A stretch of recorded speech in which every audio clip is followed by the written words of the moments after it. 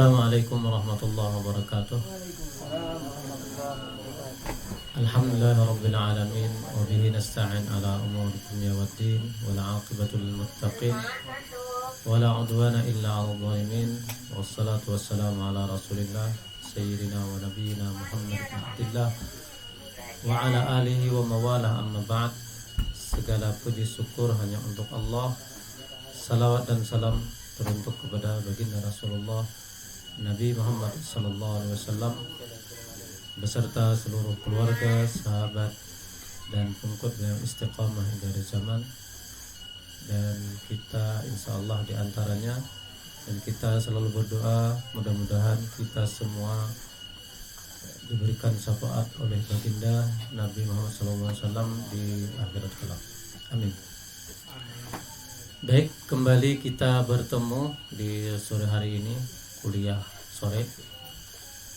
Hari ini saya menyampaikan materi tentang lapang dada. Ini bagian dari sabar, kemudian di situ juga ada pemaaf, bukan dendam.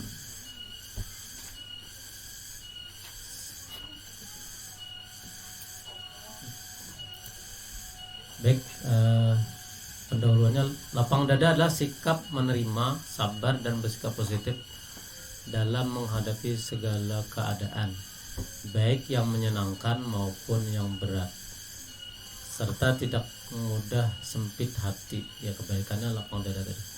Marah atau putus asa. Lapang dada adalah buah dari keimanan yang kuat dan pemahaman bahwa segala sesuatu terjadi dengan izin Allah. Itu pendahuluannya.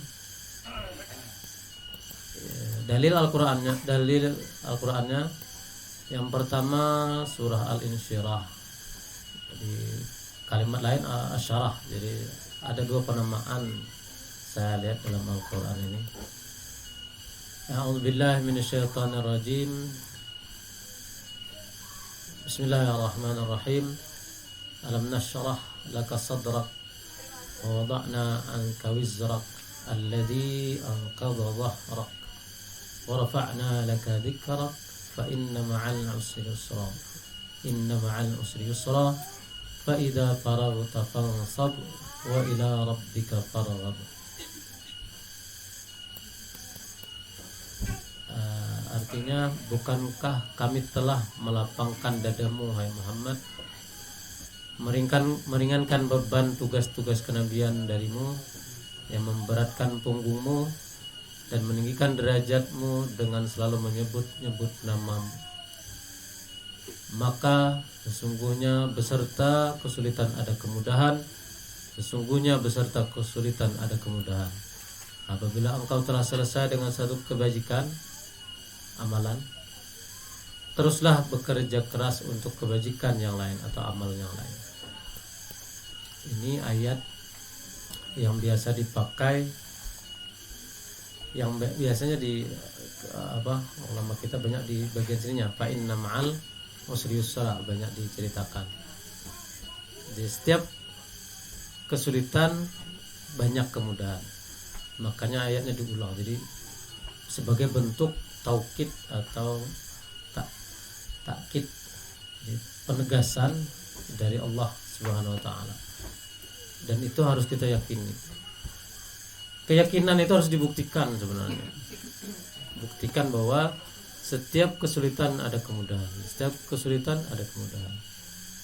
Saya dulu sering mengatakan ketika saya menangani pasien saya, mengatakan mari kita nikmati rasa sakit. Ya Mas Zidan, nikmatilah rasa sakit itu.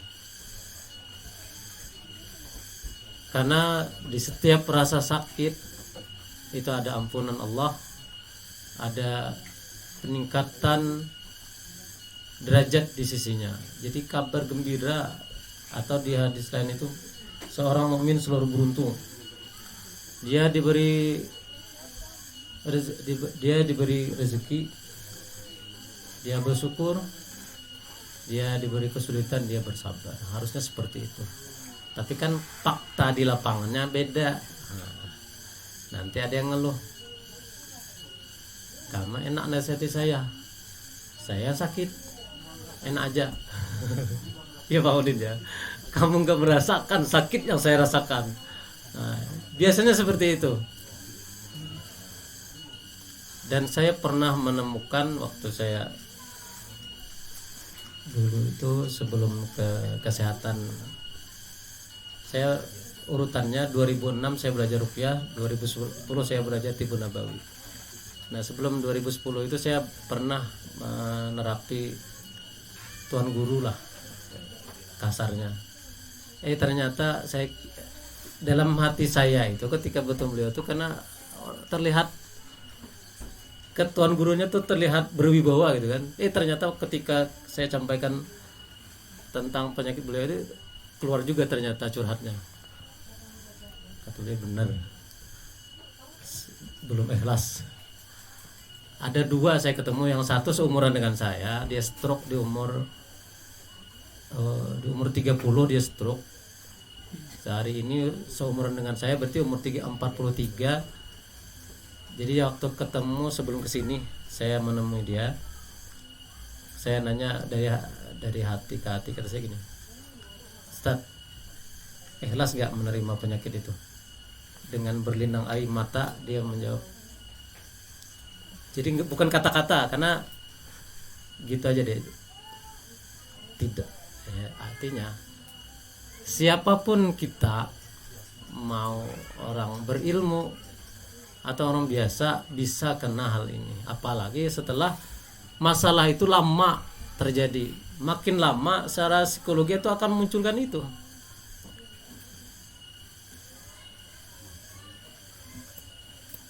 Makanya ada surah Al-Asr. Surah Al-Asr itu ujungnya kan tentang tawasau bil haq, tawasau bis sabr, saling menasihati tentang kebenaran sama kesabaran. Saya biasanya kalau yang saya nasihati itu mau orang berilmu atau orang biasa, saya tetap mengedepankan bahasa saya sendiri. Kata saya, kita sama-sama lah. Mungkin hari ini saya menasihati Anda, bisa jadi nanti saya yang Anda nasihati ketika dia sakit atau dia punya masalah. Karena manusia itu hatinya selalu cepat terbolak-balik. Kemudian yang kedua, surah Thaha. Ini doanya Nabi Musa alaihissalam. Biasanya dibaca tuan guru sebelum, yang kalangan hadirin dibaca sebelum ceramah, biasanya gitu.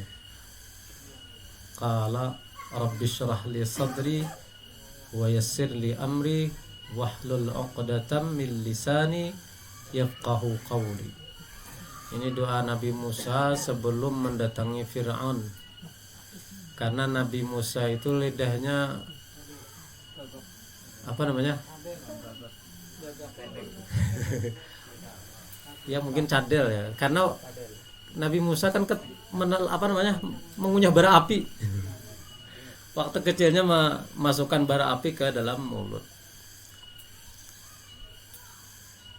Itulah yang bikin lisan beliau atau lidah beliau enggak pas pengucapannya. Makanya kalimat ini muncul. Dan manusiawi, Nabi Musa takut menghadapi, bukan mantan ya, orang tua angkat, raja, pembesar kalau hari ini, atau kalau hari ini apa namanya, presiden, raja. Dan yang hadapi 3 sekaligus, presiden, oligarki, sama kaum intelektualnya Haman, lengkap. Makanya Nabi Musa berdoa, Rabbi syrah li sadri wa yassir li amri, mudahkan urusanku, wahlul 'uqdatam min lisani yafqahu qawli, supaya apa yang saya sampaikan itu, apa yang disampaikan bisa dipahami. Kemudian yang ketiga, ini surah Az-Zumar ayat 22. Afaman syarahallahu sadrahu lil Islam fahuwa ala nurim min rabbih fawailul lil qasiyati qulubuhum min dzikrillah. Maka apakah orang yang Allah bukakan hatinya untuk menerima agama Islam lalu mendapat cahaya dari Tuhannya sama dengan orang yang hatinya membatu. Qasiyah itu membatu. Maka celakalah mereka yang hatinya membatu dari mengingat Allah, mereka itu dalam kesesatan yang nyata. Maksudnya ketika kita jauh dari mengingat Allah, jauh dari zikrullah, hati kita jadi keras. Atau kebalikannya, kalau mau hati kita lembut, zikrullah. Sederhananya seperti itu. Jadi dipulak balik ada mau mukhalafahnya. Kalau dari sini berarti Allah yang pemilik segalanya. Makanya kita selalu harap, selalu berdoa kepada Allah supaya hati kita tuh selalu berada dalam jalur yang benar. Doanya banyak Nabi mengajarkan. Ada ya muqallibal qulubi tsabbit qulubana ala dinika wa ala taatik. Itu untuk jamak ya. Atau doa yang saya sering berdoa seperti ini. Doa itu sama dari diajarkan. Allahumma arinal haqqa haqqan warzuqna ittiba'ah wa arinal batila batila warzuqna ijtinabah. Jadi kita mengharapkan, kita minta diperlihatkan, arina itu kan diperlihatkan kebenaran, hak, dan kita warzuqna ittiba'ah, dan kita diberi taufik untuk mengikutinya. Wa arinal batila batila warzuqna ijtinabah. Jadi diperlihatkan kebatilan itu nyata sehingga kita bisa meninggalkannya.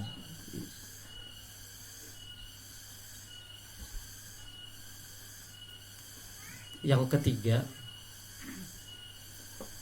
ya banyak lah, cukup saja.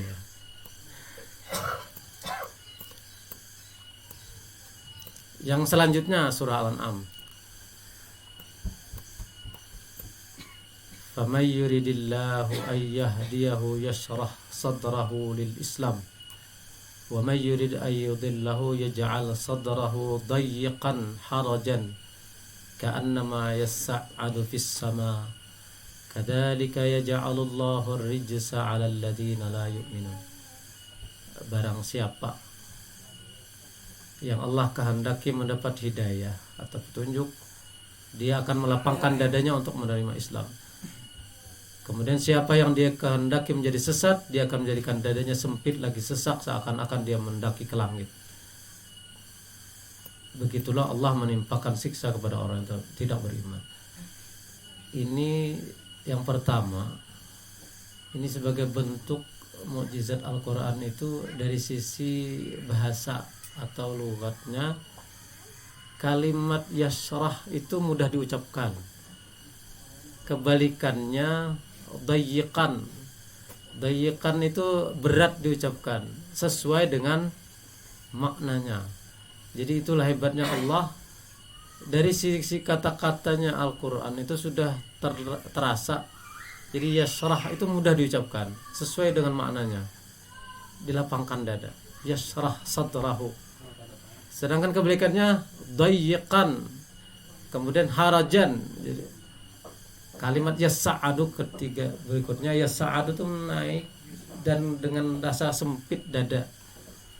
Silakan dibuktikan yang biasa naik pesawat minimal, apalagi kalau naik makin ke atas pakai apa ya?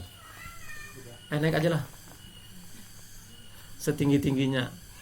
Misalkan merasakan ini. Kalau kita yang di ketinggian dari laut itu sudah mencapai berapa, 1000 atau berapa, itu kan telinga kita rasanya udah mulai gak enak. Kalau di pesawat biasanya apa? Anak-anak pada nangis ya. Nah itu buktinya ini, ayat ini. Tekanan udaranya kuat. Ya sama. Ke bawah juga sama ya berarti. Nah, itu dari sisi makna bahasa saja. Tapi ini di ayat ini sebenarnya tentang ilmu pengetahuan dia. Makanya dulu mungkin tidak sampai ke sini pemahamannya, tapi hari ini udah membuktikan bahwa 1400 tahun yang lalu Al-Quran itu turun. Pembuktiannya hari ini banyak. Jadi sangat lucu kalau kita belum yakin dengan hal ini. Saya dulu pernah bercita-cita ingin membuktikan bahwa Allah itu ada. Dan perjalanan hidup saya itu unik. Saya menemukan apa yang saya inginkan dan saya bisa mempraktekannya. Tapi saya agak susah menceritakannya.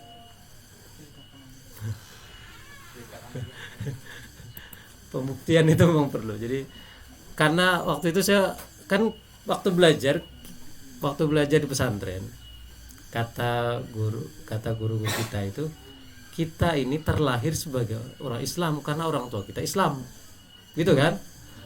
Tapi agak susah mencernanya karena kita melihat orang yang non Muslim ketika dia masuk Islam tuh begitu kuat keyakinannya.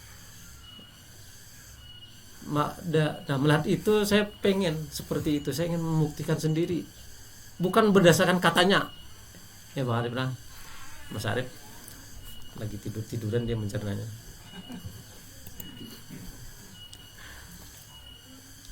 Jadi saya ingin membuktikan sendiri waktu itu. Dan itu dijawab ternyata banyak di jalanan saya dapatnya. Jadi orang jalanan saya ini ya. Jadi mohon maaf kuliah diisi orang jalanan. Yang ketiga tentang dalil hadis tentang lapang dada. Yang pertama hadis riwayat Ahmad. Su'ilan Nabiyyu sallallahu alaihi wasallam anil iman. Faqala idza sarratka hasanatuka wa sa'atka sayyi'atuk fa anta mu'min. Jadi ini Nabi ditanya tentang keimanan. Kata Nabi, apabila engkau merasa gembira dengan kebaikanmu dan engkau sedih dengan keburukanmu, maka engkau beriman. Kalau kebalikannya bahaya. Jadi kita bergembira dengan kebaikan dan bersedih dengan keburukan. Jangan kebalikannya, gembira dengan keburukan, sedih dengan kebaikan, itu aneh. Itu berarti ada yang salah. Kita lanjut saja ya. Yang kedua, hadis yang kedua riwayat Tirmidzi.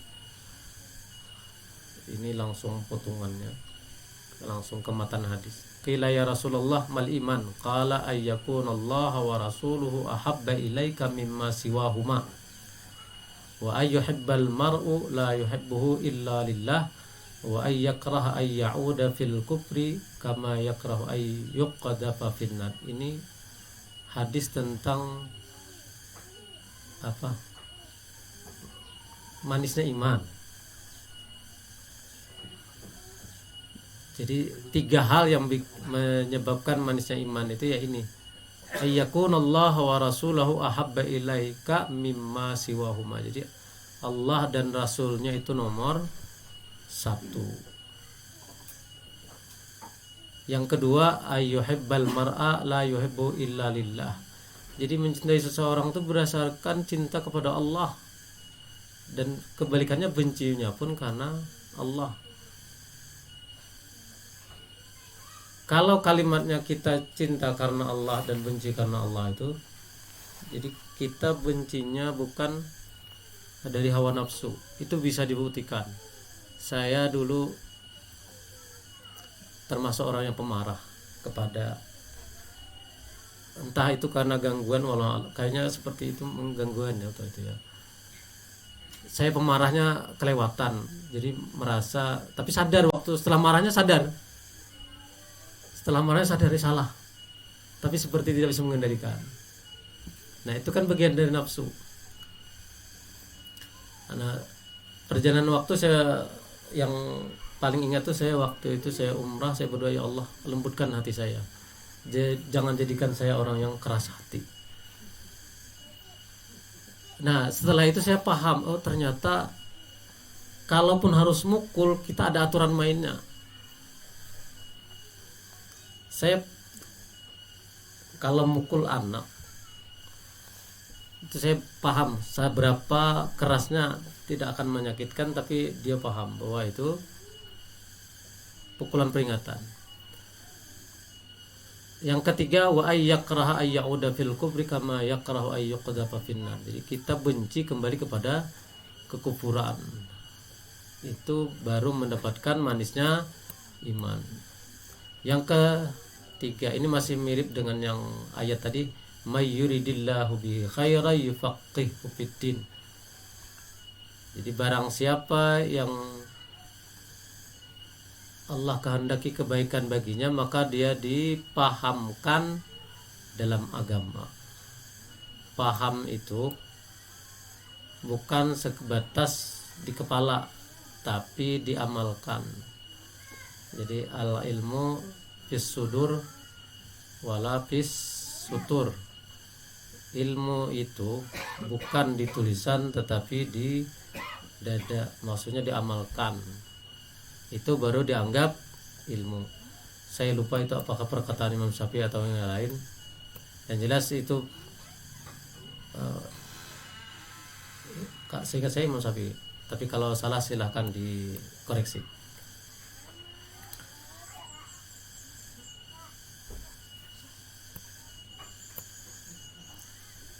Hadis ini menunjukkan tanda kebaikan dari Allah kepada seorang hamba ketika ia diberi pemahaman dalam urusan agama. Yang kedua, pemahaman fikih di sini bukan sekadar menghafal. Udah, ya itu maksudnya.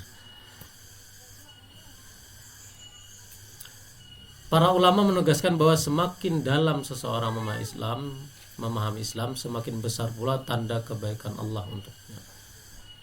Sebaliknya, orang yang dipalingkan dari ilmu agama, sibuk dengan dunia dan lalai dari ibadah, itu pertanda tidak diberi kebaikan yang besar. Kemudian Rasulullah SAW bersabda, an-nuru idza dakhalal qalb infasahalahu sadar.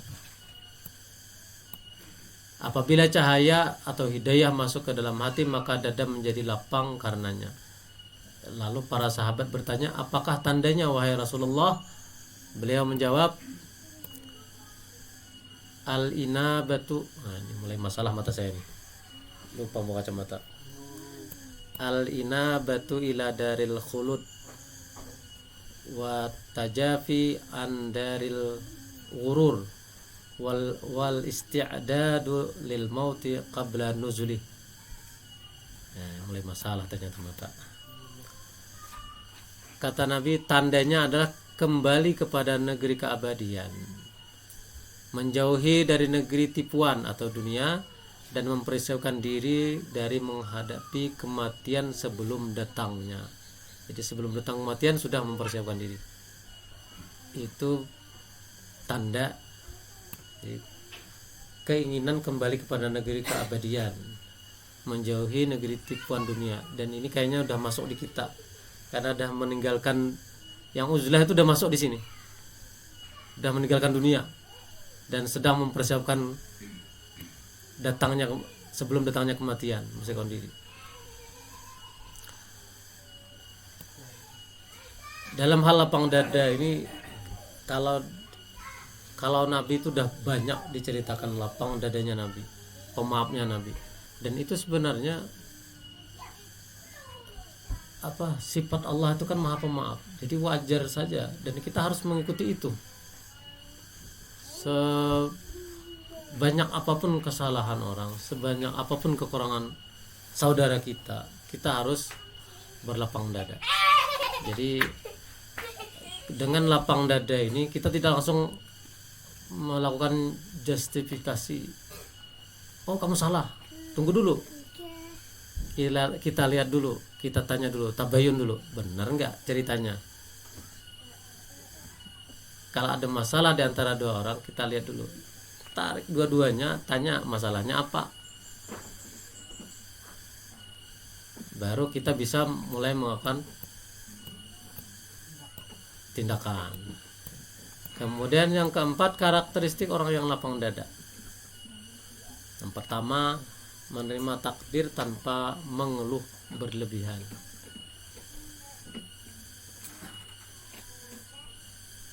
Ini kalau dikaitkan dengan ilmu kesehatan, saya sering menyampaikan kalau saya menerapi orang yang penyakitnya parah.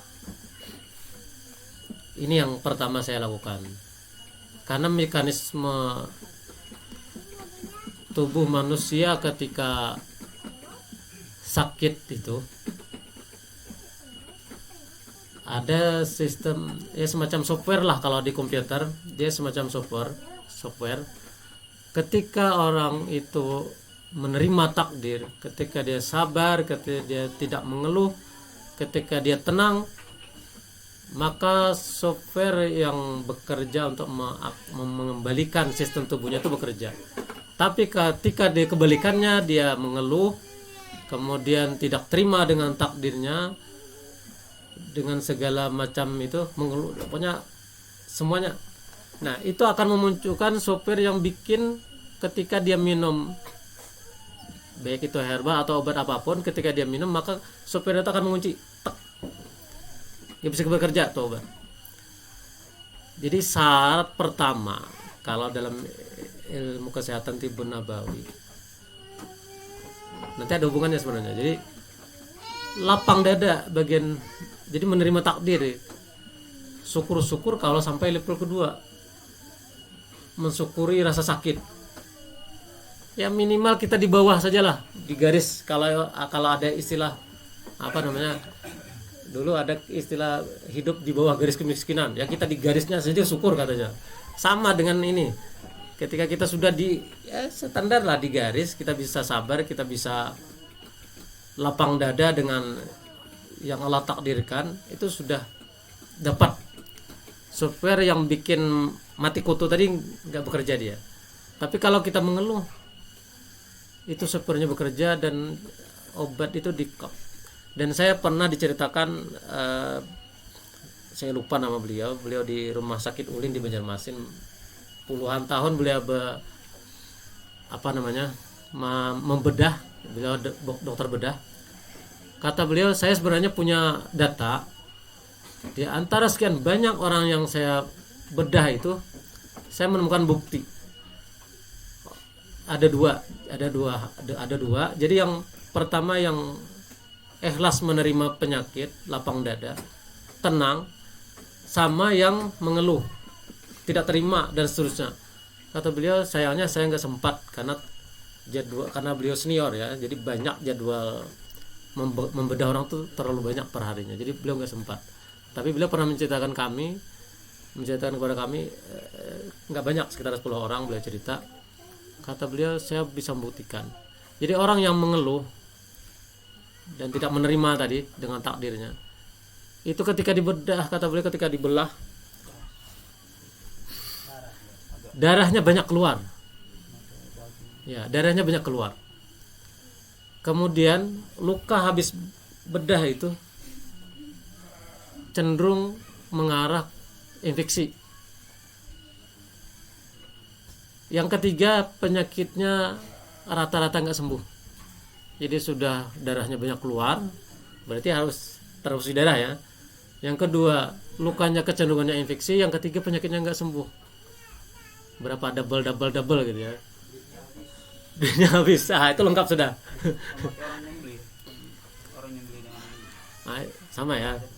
Nah, kebalikannya kata beliau, ketika orang itu menerima dengan ikhlas, lapang dada, tenang, itu ketika dibelah, kata beliau, darahnya gak banyak keluar, luka habis operasinya itu cepat sembuh. Yang ketiga, penyakitnya sembuh. Itu bukti ilmiah namanya. Jadi bukti klinis, beliau kan membuktikan secara klinis, bukti ilmiahnya banyak. Jadi ini berhubungan dengan lapang dada, itu kan hati urusannya, hubungannya dengan iman. Tapi bisa dibuktikan.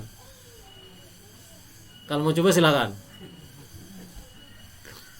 Tawa Mas Jarod. Lapang dada itu kalimatnya Mas Jarod mudah diucapkan. praktiknya wallahu a'lam. Tetapi selalu ada tetapi.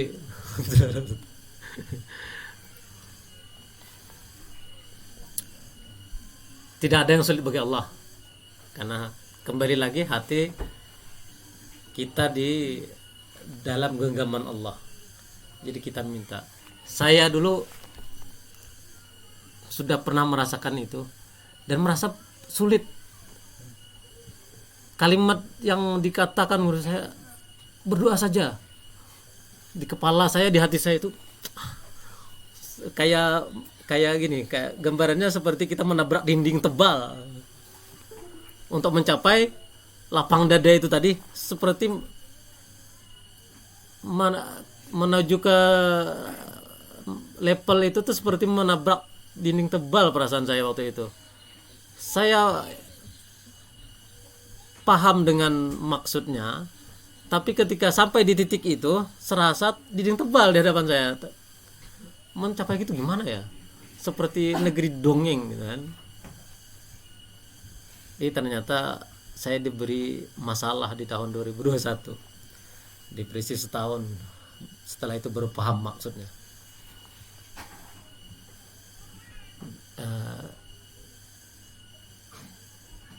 Dari kecil saya sebenarnya sudah sering diuji. Jadi saya itu sering merasakan kesedihan berlebih waktu mulai dari kecil.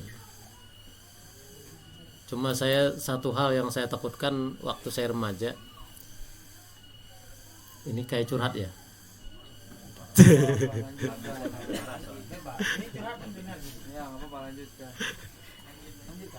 Tahu aja loh.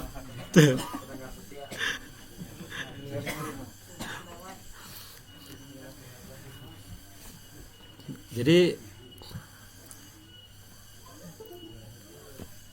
kenapa tuh? Karena kita dulu satu-satunya di kampung yang pakai ini. Ya. Kalau dulu kan karena pertama kali kakak saya itu ngundang Habib. Dan kebetulan yang bicara ini seperti gayanya Habib Bahar. Keras, frontal. bukan nggak tidur, karena gaya frontalnya itu orang nggak ada yang suka satu kampung, dan saya jadi korbannya. Bertahun-tahun saya dibully habis-habisan. Jadi mudah-mudahan itu bukan karena doa saya. Jadi satu persatu mereka meninggal dengan kanker. Innalillah. Mudah-mudahan itu bukan dari doa saya. Yang melakukan, yang nggak berhenti-henti itu sama satu, saya hitung satu. Mudah-mudahan itu bukan keceplosan dari hati saya.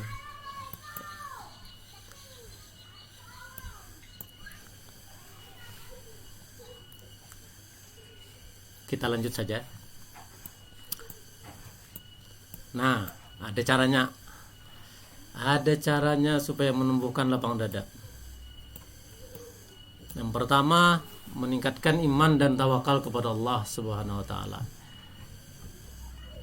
Ini yang bagian iman disampaikan Ustadz Abu. Saya bagian adabnya. Yang kedua, memperbanyak zikir agar hati menjadi tenang. Ala bi dzikrillah tatmainnul qulub. Atau yang satunya, la khaufun alaihim walahum yahzanun. Itu ayat tentang aulia. Kemudian yang ketiga, bersyukur dalam keadaan lapang maupun sempit. Itu tadi sama kondisinya dengan yang sakit. Jadi mau sakit mau sehat harusnya selalu bersyukur. Yang keempat, belajar memaafkan kesalahan orang lain. Ya, kalimatnya belajar, karena kalau belum terbiasa itu berat. Yang kelima, merenungi hikmah di balik setiap peristiwa. Selalu ada hikmahnya di setiap kejadian. Ini lebih banyak sebenarnya perjalanan hidup.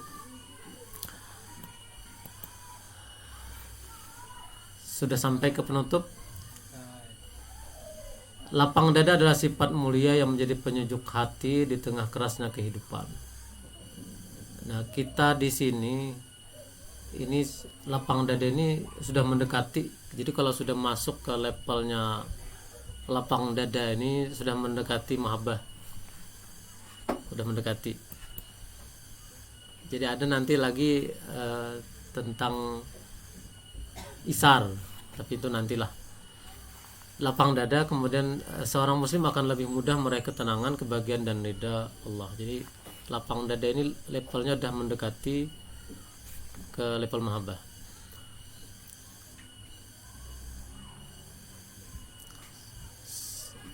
Materi ini sebenarnya saya ngambilnya itu karena kejadian pagi tadi. Jadi ketika Kang Diki menyampaikan tentang masalah tadi pagi, itu sebenarnya hubungannya dengan lapang dadanya beliau. Beliau sudah menyampaikan jangan sampai masalah ini keluar malah keluar. Berarti ada yang nggak taat kan? Ada yang membocorkan. Maksud saya apa? Itu bagian dari lapang dadanya beliau, bisa berlapang dada dengan kesalahan yang terjadi, dan beliau nggak mencari siapa orangnya. Itu kalau saya pribadi sulit ya Mas Alif, sulit itu, tapi kita memang harus berusaha mencapai ke situ karena beliau sudah mencontohkan. Jadi di setiap kesempitan yang Allah berikan selalu ada kelapangan dan banyak kemudahan. Jadi kita hanya perlu belajar untuk mencapai ke sana dan berdoa, karena doa itu yang penting. Kemarin ya disampaikan tentang doa silahul mukmin. Karena bagi Allah tidak ada yang sulit, jadi kita hanya perlu yakini, dan jangan sampai ketika berdoa kita sendiri yang membatalkannya. Membatalkan itu dengan buruk sangka. Jangan-jangan nggak dikabulkan. Nah, itu langsung batal doa kita. Jadi jangan sampai seperti itu muncul. Jadi kitanya ketika sudah berdoa yakin, udah jangan lagi ada kalimat jangan-jangan. Itu sudah batal doanya. Ya, doa lagi, batal, doa lagi, ulang terus sampai yakin. Masalah terkabulnya kapan, tunggu saja. Kalau nggak dikabulkan di dunia, ya di akhirat. Jadi yang masalah itu nanti udah berpuluh-puluh tahun berdoa nggak dikabul-kabulkan. Nah itu mulai itu muncul. Jadi kita ketika sudah berdoa jangan pernah ada membatalkan doa kita tersebut. Demikian saja, sudah sampai ke bagian akhir. Salah hilaf dari saya mohon maaf. Kita tutup dengan doa kifaratul majlis. Subhanakallahumma wa bihamdik, asyhadu an la ilaha illa anta, astaghfiruka wa atubu ilaik. Wassalamualaikum warahmatullahi wabarakatuh.